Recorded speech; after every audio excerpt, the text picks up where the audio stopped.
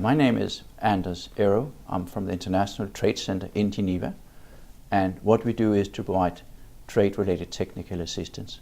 So we use trade as a vehicle for broad-based socio-economic development in developing countries and transition economies. How do you employ the global value chain framework in your work? We employ it in different ways. We find it to be a very useful framework. So let me give you two examples. Okay. In relation to collection and provision of different types of information and stats, that's where we use it. So it's helping us to structure what type of information is useful for our audience and our clients. We have a big client group that use our web-based tools and our stats data provision. And then it's also extremely useful for us when it comes to our technical assistance. We provide trade-related technical assistance. So it helps us to sharpen our interventions and to understand how to interact with stakeholders and beneficiaries, to address issues from an economic perspective, but certainly also from a social or developmental perspective. So when it comes to market diversification, product diversification, upgrading, job creation, improvement of livelihoods. So we have a range of projects where we use that approach to walk on two legs, so to speak, to understanding the economic aspect of it, but also to make it work as a developmental tool, so from a social perspective. And then we also use it in terms of the approach for trade-related technical assistance, to get buy-in, to get ownership of beneficiaries, to improve sustainability. Because the advantage of a global value chain approach is it maps out well stakeholders. So it's important to understand in our work who are the stakeholders and who can we liaise with to ensure sustainable impact of what we do. And there we find that GVC lends itself to a participatory approach, which is good. Okay. Then it also helps us to be holistic in scope. It's our experience for our types of interventions to work. We have to be holistic, to look beyond, for instance, trade policies. The policies that do affect trade, and particularly do affect global value chain dynamics, are far broader than the narrow scope of trade policies. They range from educational policies, innovation policies, and many other policies one would not consider typically to fall in the realm of traditional trade focus and trade policy focus. And then finally, but certainly not least important, it helps us to forge partnerships. So partnerships with lead firms, buyers, investors, multinational corporations, and also with the supplier side. So it also again helps to map and point to which are the important partners. Again here, ITC is a facilitator. We are not the ones that do the trading, we are not the ones that create the commercial links. Sure. So these 5 areas, I think, are some of the key areas where we have found the GVC approach very useful. What things maybe do you hope to learn from this summit this week?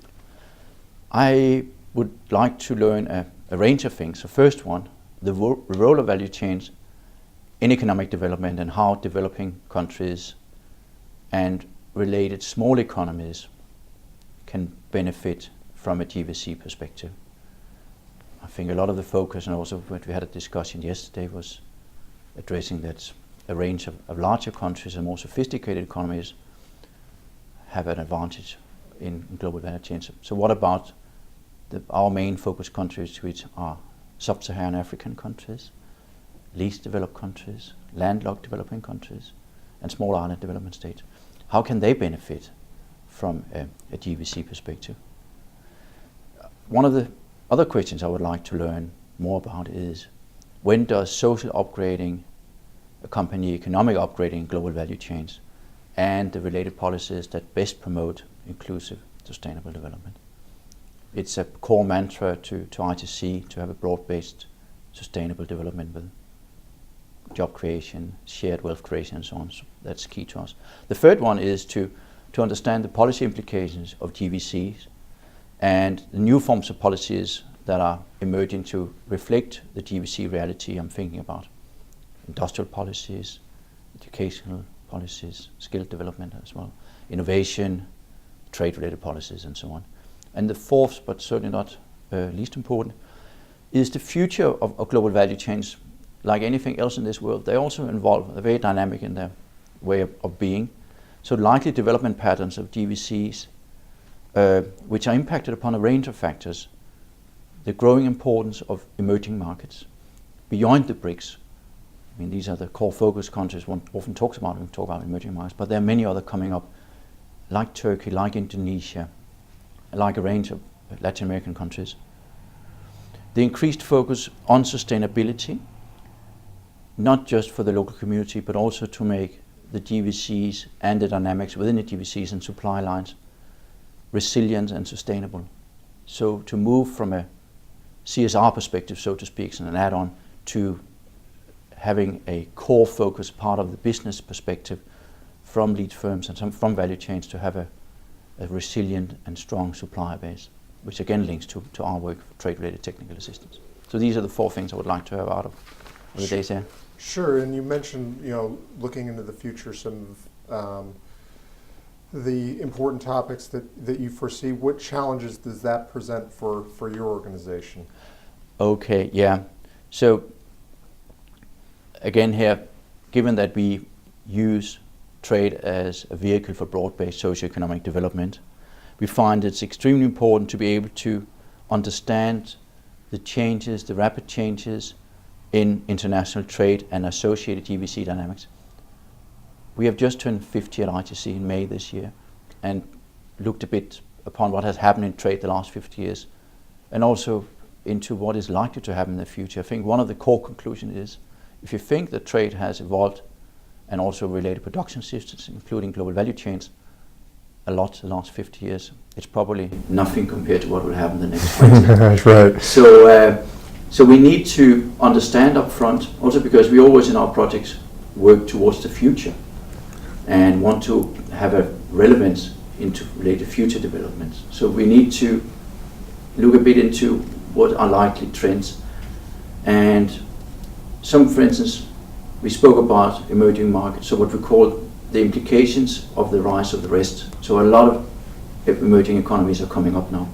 What does that mean for the way the world's production and consumption is structured? Another key question that will be very persistent and sit with us for many decades to come is the issue of environmental but also social sustainability.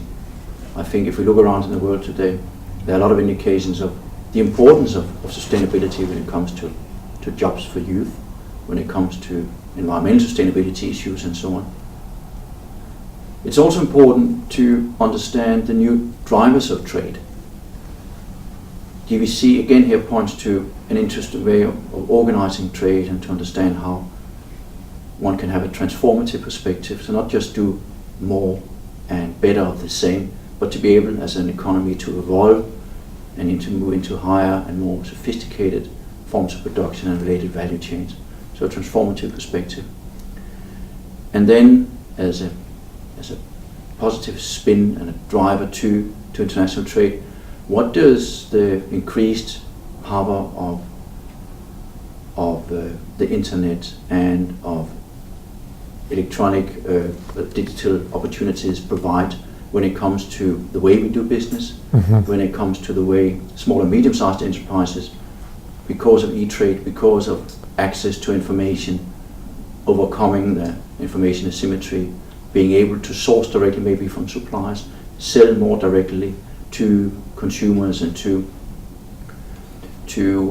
buyers, will probably reconfigure a bit the way trade is done among consumers and suppliers and lead firms and suppliers. So it will reconfigure a bit global value chains. So some of these drivers and challenges one can identify in relation to international trade system in the near future are very important for us to understand.